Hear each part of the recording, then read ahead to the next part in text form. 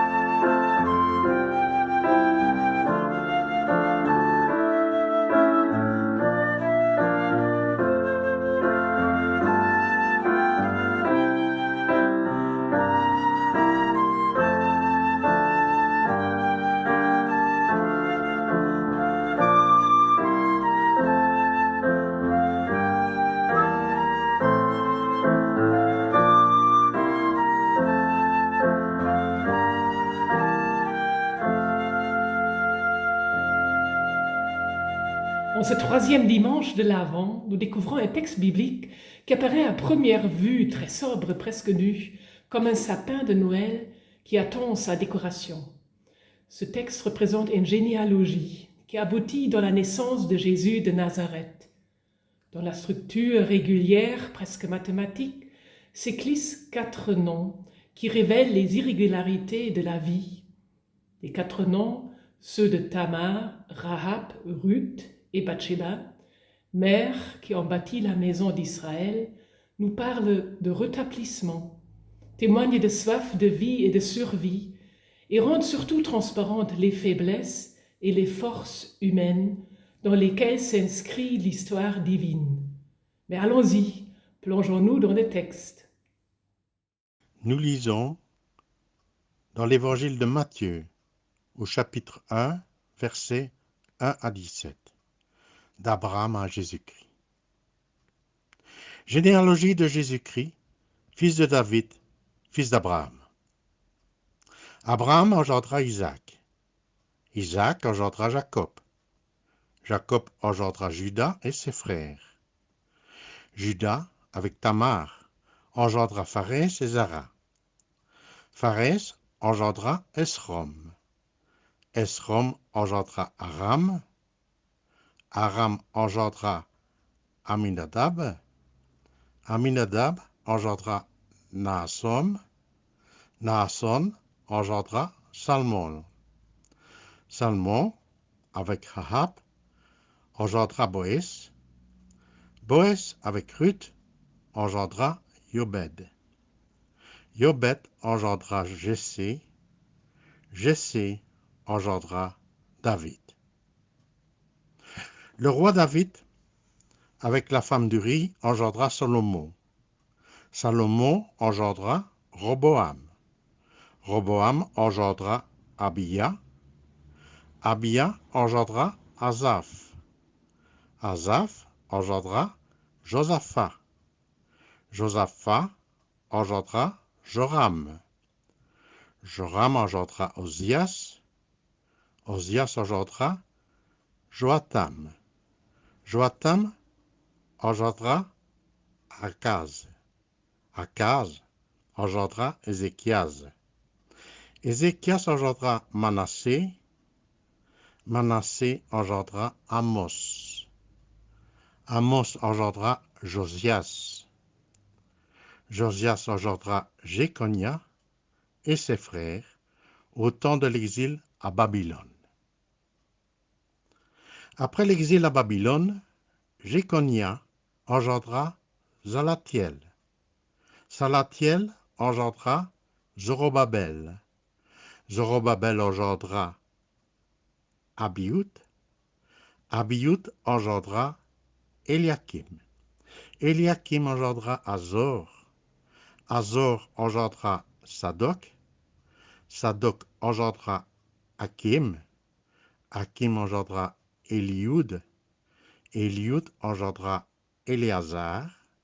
Éléazar engendra Mathan. Mathan engendra Jacob. Jacob engendra Joseph, l'époux de Marie, de laquelle est né Jésus, celui qu'on appelle le Christ.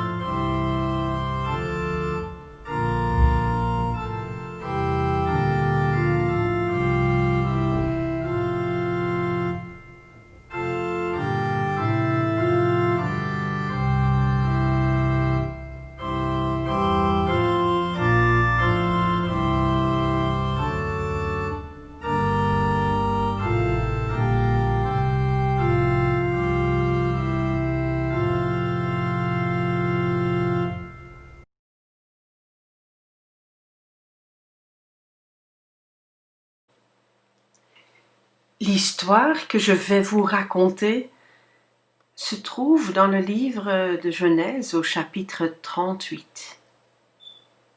C'est l'histoire d'une rencontre entre Tamar et Juda, son beau-père.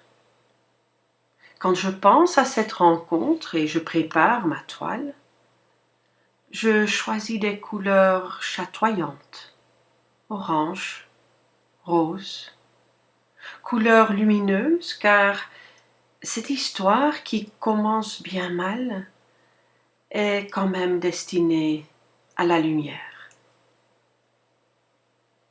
L'histoire que je vais vous raconter, que je vais vous peindre, est l'histoire d'une rencontre autour d'un puits. Cette histoire se passe à l'entrée de Énaïm. Énaïm, cela signifie le puits, la source, mais aussi les yeux. Voilà l'endroit où se trouve mon puits. La terre y est chaude, de ton brun, rouge, mauve, et de là, une source qui jaillit, qui va féconder la terre et les histoires des hommes.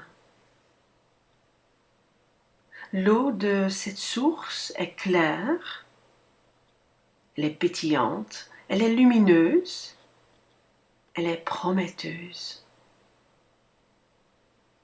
nous sommes à l'entrée de la source. C'est un lieu de rencontre, pas uniquement ici, il y a d'autres récits bibliques où l'on voit se dérouler des histoires les plus étonnantes au bord d'un puits. On peut y jeter son frère, mais on peut également y trouver le grand amour. Jésus va faire au bord du puits la connaissance de la femme samaritaine, mais aujourd'hui, c'est le lieu d'une rencontre féconde entre Judas et Tamar. Judas se rend chez les tondeurs de son troupeau, mais il dévie de son chemin. Et là, il voit la femme qui se tient près de la source, une femme voilée qu'il prend pour une prostituée. En réalité, il s'agit de Tamar. Tamar est veuve après avoir perdu son premier mari, Er, fils de Juda. Elle a perdu également son deuxième mari, le frère de Er, Onan.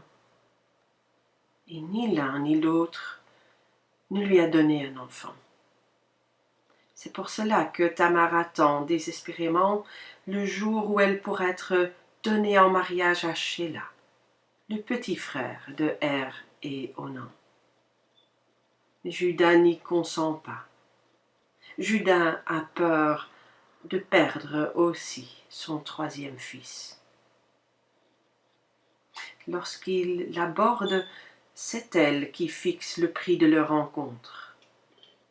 Un petit chevreau que Judas promet de lui envoyer le lendemain. Mais Tamar exige des gages. Le seau, le cordon et le bâton que Judas tient dans la main. Le lendemain, Judas envoie son serviteur avec un petit chevreau au puits, mais il ne trouvera pas là une prostituée. Bredouille, il rentre à la maison. Quelques mois plus tard, on vient rapporter à Judas que Tamar est enceinte. L'accusant d'aventure illicite, Judas décide que Tamar doit être mise à mort. Tamar envoie dire à son beau-père: « Voici l'homme à qui appartiennent ce seau, ce cordon et ce bâton. C'est son enfant que je porte. » Alors Judas reconnaît. Il reconnaît Tamar comme il reconnaît qu'elle est juste par rapport à lui en disant: « Elle est juste par rapport à moi parce que je ne lui ai pas donné Sheila. » C'est l'histoire d'une rencontre, une histoire qui se passe à l'entrée de la source, à l'entrée du puits, à l'entrée des yeux. C'est l'histoire où celui qui devait voir n'a pas vu, jusqu'à ce que, des mois plus tard, il reconnaît comme juste celle qui, par son audace, lui ouvre les yeux et l'avenir. C'est l'histoire d'une source qui devient regard, qui devient rencontre, prometteuse de vie.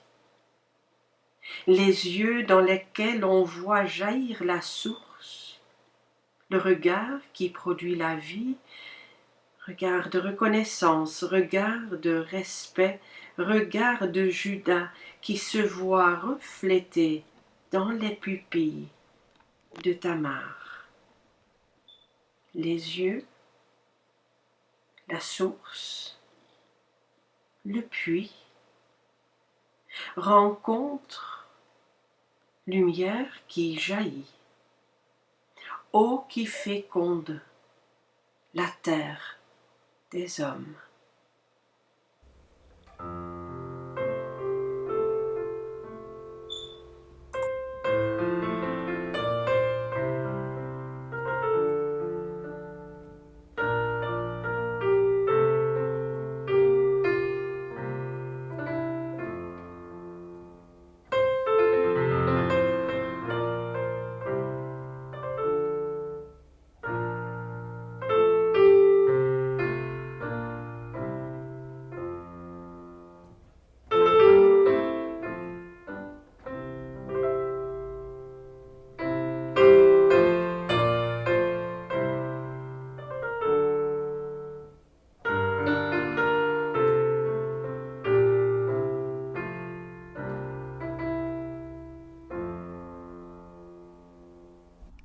Jéricho, la ville de Jéricho, les remparts de Jéricho, des murs, des murs, des murs. Jéricho est toute barricadée dans ses murailles parce que Jéricho veut être une forteresse. Que personne ne vienne dans Jéricho. Ici, c'est chez nous, pas chez eux, les autres. C'est pour ça qu'on fait des murailles, pour rester bien entre soi, bien protégé des autres, et de tout ce qu'ils risqueraient d'amener s'ils entraient chez nous, dans nos fantasmes, tout ce qu'on a peur qu'ils amènent chez nous, des maladies bizarres, des habitudes bizarres, des revendications saugrenues, des idées différentes, des trucs pas comme nous, qui risqueraient de nous détruire, nous qui sommes bien comme nous. Mais ça va, il y a les remparts ça protège, on se confine bien tout au chaud à l'intérieur, et on ne risque plus grand-chose. Sauf bien sûr d'étouffer, à force d'être ici, les uns sur les autres, à l'abri de nos remparts, et de ne plus rien voir d'autre que nos murs, nos têtes, nos idées, nos nous, nos nombrils. À flanc de rempart, il y a la maison de Rahab, la maison de la prostituée. C'est une maison entre dehors et dedans, comme ça, à la marge, bien située au bord du monde, comme un observatoire idéal, un lieu parfait pour une guetteuse qui regarde loin, toujours plus loin, en quête d'un avenir meilleur. Rahab, ne vois-tu rien venir ? Elle est là au bord du vide, pas tout à fait protégée, pas tout à fait étanche, parce que bien sûr, sa porte n'est jamais longtemps fermée. C'est une maison de passage, la maison de Rahab. Et puis elle, Rahab, regardez-la. C'est le personnage le plus marginal de la Bible. Femme célibataire dans un monde où les femmes ne se définissent que par rapport aux hommes auxquels elles appartiennent. Prostituée. Cananéenne, donc, d'un peuple que les Hébreux veulent supprimer. Elle habite en périphérie, en marge, au bord de la société, comme une étrangère dans sa propre ville. Là, donc, en périphérie, sur les murailles de Jéricho, il y a la maison de Rahab. C'est une maison de passe, et les maisons de passe, forcément, on y passe. Les gens des alentours ne voient pas ça d'un bien bon œil, ils la surveillent, aussi scrupuleusement qu'ils peuvent. Mais voilà, elle est là quand même, cette maison de passe, avec dedans cette Rahab qui a le cœur grand comme un grand ciel ouvert et qui fait de sa maison de passe une maison de passage. Passage difficile parfois, passage heureux aussi quelquefois. Car si elle est comme une étrangère dans sa propre ville, elle n'est pas comme une étrangère dans sa propre vie. Elle sait ce qu'elle veut, elle sait où elle va. Même là, confinée dans son morceau de mur, elle est libre, Rahab. Avec sa liberté, elle regarde vers l'avenir. Quand tous les gens de Jéricho se recroquevillent sur leur passé, leur tradition, leur peur. Rahab, ne vois-tu rien venir ? Oui, elle voit venir. Elle voit venir 2 hommes. Ces hommes qui arrivent chez elle, ce sont 2 espions venus d'Israël, l'ennemi. Sauf que ce sont les gentils, car l'histoire est racontée du point de vue d'Israël, dans le livre d'Israël. Un livre où, a priori, il n'y a pas de place pour les putains, ni de place pour les gens de Jéricho, et donc doublement pas de place pour Rahab, la putain de Jéricho. Et pourtant, elle va s'arracher là une place de choix. Elle deviendra une des vieilles mères du roi David, une des vieilles mères de l'enfant de Bethléem. Mais n'anticipons pas. Voici donc le fil de l'histoire. Avant d'attaquer la ville de Jéricho, Josué, le chef de l'armée hébraïque, envoie 2 espions dans la ville, en reconnaissance de terrain. Et voici que ces 2 espions vont passer la nuit chez Rahab. Certains commentaires bibliques disent que ça fait partie de leur mission, comme si elle était elle aussi une espionne qui avait des nouvelles à échanger, mais le texte ne dit rien de tel. Il est plus probable au fond de penser qu'ils vont chez la prostituée pour faire ce qu'on fait chez les prostituées. Pour le moment, il y a ces 2 hommes qu'elle cache. Le roi de Jéricho est mis au courant de leur présence, envoie ses soldats chez Rahab pour les capturer. Pas très futés, ces espions qui se sont fait repérer. Pas très futés non plus ces soldats qui ne fouillent la maison qu'à moitié. La seule futée dans cette histoire, c'est Rahab, qui a caché les 2 hommes sur son toit, dans des tiges de lin. Et les 2 Israélites sont sauvés.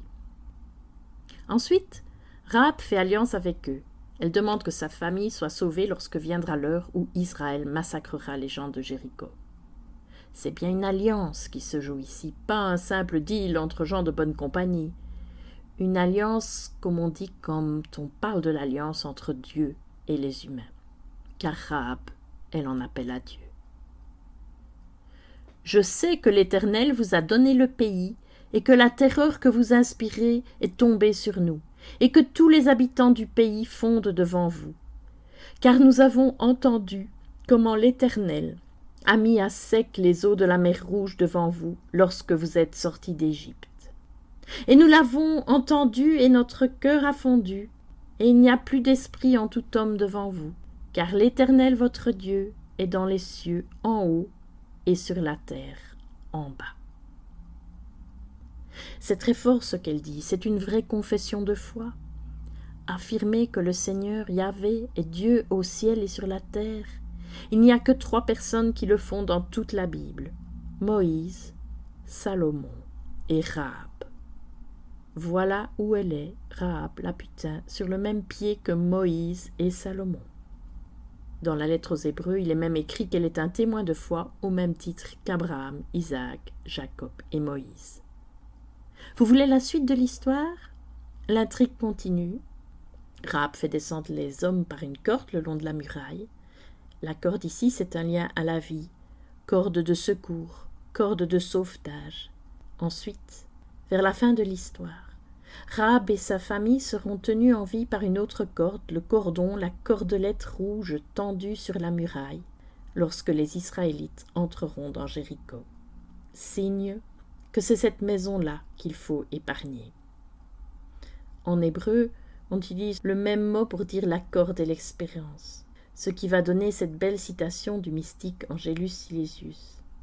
L'espérance est une corde, et Dieu retirerait, s'il pouvait espérer, un damné du marais. Voilà Rahab. Elle tient les hommes en vie par la corde de son espérance tendue vers Dieu. Elle tient l'avenir en vie par la corde de son espérance tendue vers Dieu. L'histoire de Rahab s'achève ici, mais elle ne fait au fond que commencer, puisque sa descendance la fera inscrire dans la généalogie de Jésus, aux côtés de ces autres passeuses de vie que sont Tamar, Ruth et Bethsabée. Femme qui avez vu venir l'avenir. Je vous salue, comblée de grâce, le Seigneur est avec vous. Soyez sans crainte, car vous avez trouvé grâce auprès de Dieu. C'est par vous que la vie pourra continuer. C'est par vous que pourra venir le Prince de paix, la lumière du monde, la vie en plénitude.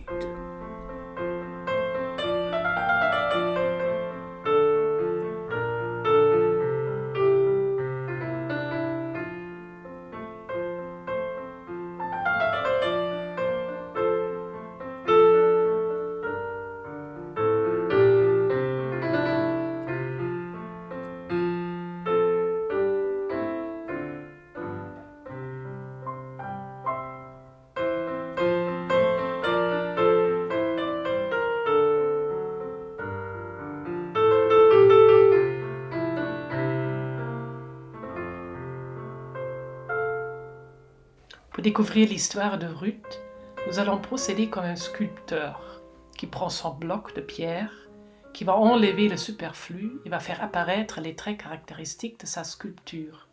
Nous partons du livre biblique de Ruth et nous allons garder simplement quelques mots pour faire sortir l'essentiel. L'histoire prend son départ à Bethléem. Ironie et paradoxe de la vie. À Bethléem, dans la maison du pain, il n'y a plus de pain. Une famine menace la survie d'une famille. Et la voilà, la famille respective, le père, Élimélec, porte fièrement le nom « Dieu est mon roi ». Noémie, la gracieuse, et Mahlon et Chilion, dont les noms annoncent leur sort. Ils s'appellent faiblesse et maladie. Confrontés à la famine, ils deviennent réfugiés économiques et se mettent en route vers Moab, terre étrangère, hostile, surtout à éviter. La famille partage ainsi le destin de 79,5 millions de migrants sur notre planète. Le père décède, la famille perd son protecteur. Pleins de volonté de s'intégrer, les fils se marient. Ruth et Orpa deviennent les belles filles de Noémie. Lueur d'espoir qui ne dure pas. Mahlon et Chilion, à leur tour, décèdent.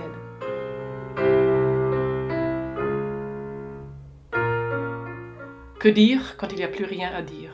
Elle est seule, Noémie, terriblement seule dans un pays étranger, sans ressources, sans défense juridique. Ne m'appelez plus Noémie, la gracieuse, va-t-elle dire plus tard aux femmes de Bethléem. Ma vie, mon sort m'ont octroyé le nom Mara, celle qui est ta mère. Le pain est de retour à Bethléem. Ruth accompagne Noémie. Ton Dieu est mon Dieu, ton peuple est mon peuple. Pour assurer leur survie, Ruth part glaner dans les champs d'un certain Boaz. De manière délicieuse, la Bible raconte comment Noémie inspire sa belle-fille pour demander Boaz en mariage. Un fils est né à Ruth et Boaz. Non, dit la Bible, le fils est né à Noémie. Elle le prend sur ses genoux, elle devient sa nourrice. Les femmes du village disent « Béni soit Dieu, il te fait revenir à la vie ». Regardons ainsi notre sculpture finale, une vraie maisonnée de vie, sous le toit de Ruth et de sa belle-mère. Et d'ailleurs, Obed veut dire serviteur, clin d'œil pour annoncer un autre serviteur qui va naître à Bethléem.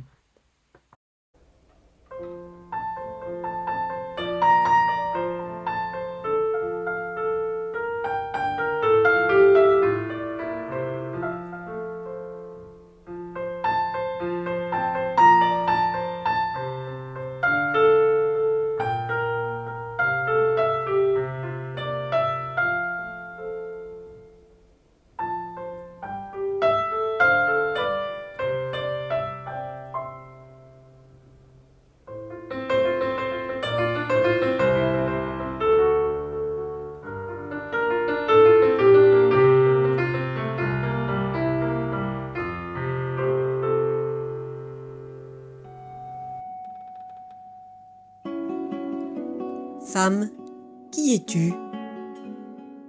Es-tu celle qui se baignait sous les fenêtres du roi David?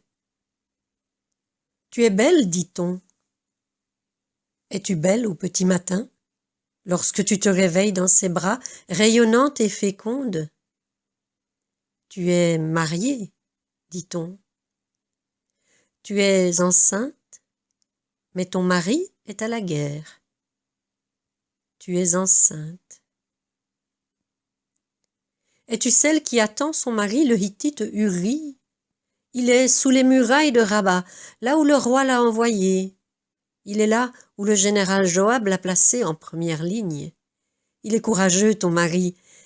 Il est fidèle, loyal. Il est mort. L'épée dévore tantôt l'un, tantôt l'autre, hein? On ne peut pas gagner chaque bataille, n'est-ce pas? Dis, es-tu celle dont le royal amant a tué le mari? Qui es-tu? Te voilà dans le lit d'un nouvel époux. Est-il toujours aussi bon amant? Épouse royale, c'est pas rien quand même. Et enceinte déjà, mais ça, nous, on le sait depuis un moment. Et te voilà mère. Es-tu toujours aussi belle? Mais l'épée dévore tantôt l'un, tantôt l'autre, car David s'est méconduit, et le glaive du Seigneur tranche là où il veut. Sur la tête de votre enfant, le petiot innocent. Quel est ce Dieu à l'injuste courroux? Où vas-tu déverser ton chagrin, femme? Il te faut rester mère à tout prix. Alors te revoilà dans le lit de ton royal mari. On se console comme on peut, et s'il en résulte un petit Salomon, Personne ne s'en plaindra. Les années passent. Es-tu toujours aussi belle? Il fallait juste que tu sois belle au début du récit. Il était une fois une très belle femme. Mais maintenant que l'enfant est grand et que le roi est âgé, ta beauté n'est plus qu'un accessoire. Il te faut jouer la carte d'une autre alliance, pour toi et pour ton grand roi. L'autre, le jeune. C'est qu'ils sont nombreux les prétendants, oh non plus devant la porte de ta chambre, mais les prétendants au trône du David vieillissant. Et voilà l'aîné, Adonias, qui sacrifie déjà les bêtes grasses. Vive le roi! Femme, dépêche-toi, ou ton Salomon n'entrera pas dans l'histoire. La finesse de ta stratégie a remplacé la finesse de ta taille. David, mon bel amant, n'avais-tu pas dit, n'avais-tu pas promis? Notre Salomon se morfond, tandis qu'Adonias, ce bellâtre de fils de Haggith, fait lui-même sa proclamation. Voici le décret royal. Que d'Adonias il ne soit plus question. Ainsi dit, ainsi fait. Salomon est roi. Ouf! Grâce à toi, femme, nous avons la sagesse assise sur la mule royale, assise sur le trône d'Israël et de Juda. David s'est couché avec ses pères. En un mot commençant, il est mort. Ne vivais-tu que par lui? Que deviens-tu s'il n'est plus? Tu as toujours été la femme d'un homme, au moins, femme d'Uri, maîtresse et épouse de David, mère d'un enfant sans nom et mère de Salomon. Voilà Adonias, le roi déchu, qui s'en vient pleurer dans tes jupons. Mon cœur bat pour Abishag la Shunamite. Je t'en prie, demande-la pour moi au grand roi Salomon. Salomon ne peut rien te refuser, petite mère, mais prendre l'épouse du défunt roi David, c'est prendre son trône et sa mule, et sa couronne et son pays et son peuple et son pouvoir. Adonias, pensais-tu vraiment que ta ruse passerait inaperçue? L'épée dévore tantôt l'un, tantôt l'autre. Salomon ordonne, et Adonias s'exécute, ou plutôt, Adonias est exécuté. Oui, d'accord, c'est pas pareil. Salomon ordonne, et toi, sa mère, tu t'effaces devant le second grand roi qui règne sur ta vie. Qui es-tu? Tu es Bathsheba, Bethsabée, en français dans le texte. Qui es-tu? Fille, femme, postérité et plénitude de la perfection. Es-tu séductrice? Es-tu intrigante? Es-tu naïve ou sotte, consentante ou manipulée? Es-tu victime d'une condition féminine précaire ou joues-tu de ton pouvoir sur tes rois? Bathsheba, qui es-tu? Et que viens-tu faire dans la généalogie de Jésus, le Christ de Dieu?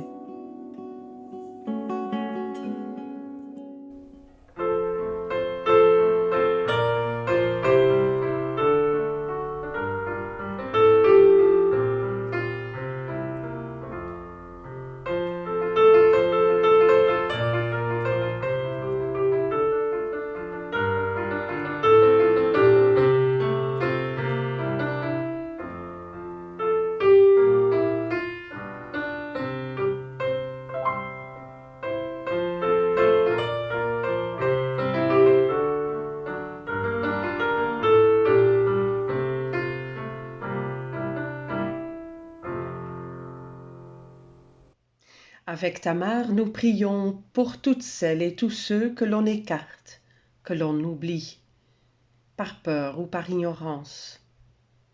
Nous te prions pour les femmes et pour les hommes qui ont du mal à faire valoir leurs droits, pour ceux et celles qu'on prive de leur part de responsabilité dans la construction de notre vivre ensemble.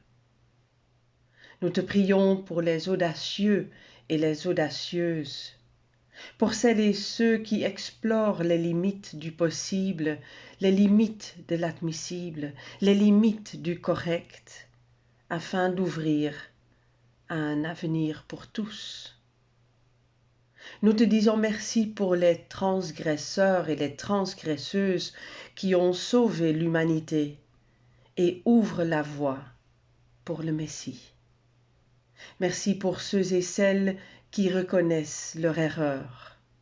Merci pour ceux et celles qui sont capables de porter un regard nouveau sur leur prochain. Merci pour les Tamar, merci pour les Judas.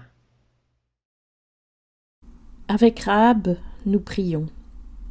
Et nous prions aussi avec quelques mots de Francine Carillot, tirés d'un tout petit livre qu'elle vient de consacrer à Rahab. Rahab est la première à discerner le bien qui pourrait se cacher sous le danger apparent. Ce qui se présente comme un malheur pourrait devenir un facteur de libération, à condition que nous menions les guerres saintes d'abord contre nous-mêmes. Et cela commence par la détermination de surmonter cette liquéfaction du cœur qui nous étreint face à l'inconnu qui survient. En ouvrant sa porte au souffle du dehors, Rahab se démarque de la terreur qui étreint les habitants de Jéricho à l'approche de l'ennemi et consent à perdre la maîtrise de sa propre existence.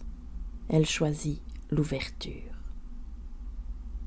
Dieu d'amour, aide-nous à être des Rahab, aide-nous à choisir l'ouverture, à écouter la voix de la corde d'espérance plutôt que les mauvaises voix de la peur et de la méfiance.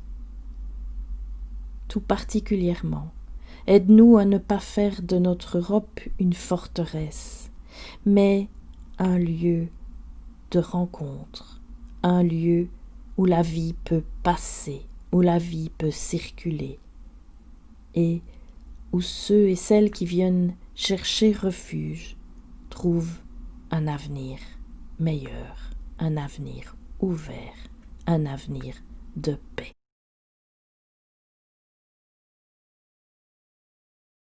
Avec Ruth, avec Noémie et sa famille, nous prions pour tous les migrants de ce monde, pour tous ceux et celles qui cherchent leur place dans la toile de la vie.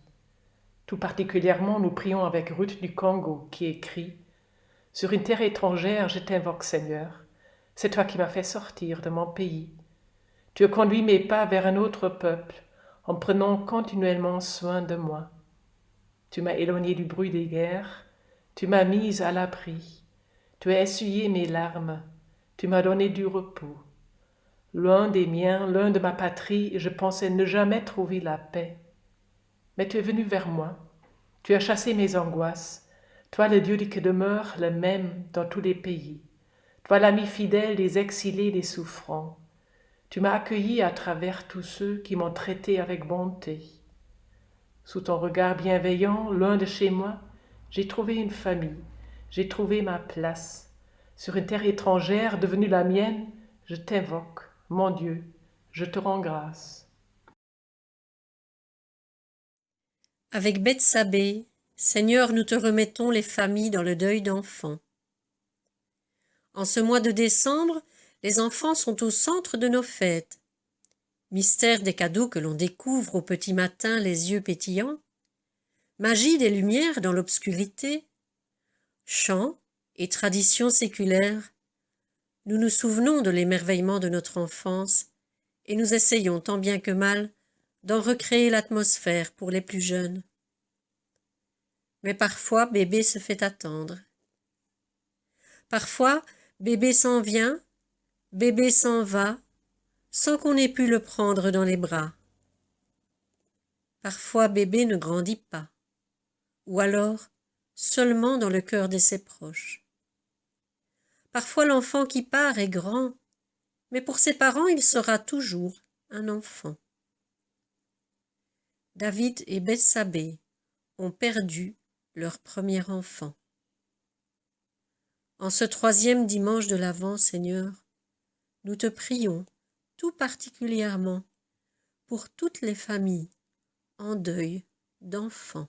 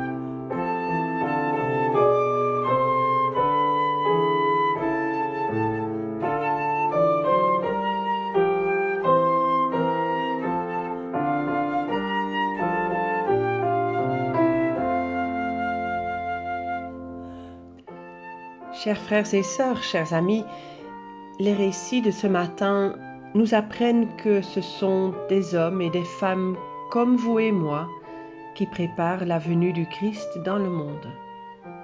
Rien de ce qui est humain ne leur est étranger. Voici ce qui prépare la venue du Christ parmi nous, nos vies, avec leurs forces et leurs faiblesses, avec toute leur ambiguïté. Nos vies avec les faces sombres, avec des faces lumineuses. Il ne peut venir que par nous, par nos mains, par nos pieds, par notre regard, par notre écoute. C'est pourquoi l'Éternel nous bénit. Le Seigneur te bénit et te garde. Il dira de toi les choses bonnes et belles, même si elles sont encore cachées en toi. Le Seigneur fait briller sur toi son visage. Lorsque ton regard est sombre, tu vivras dans sa lumière. Le Seigneur se tourne vers toi et te donne la paix. Il vient à ta rencontre, il te considère avec amour. Tu peux embrasser la vie avec confiance, apaisée. Amen.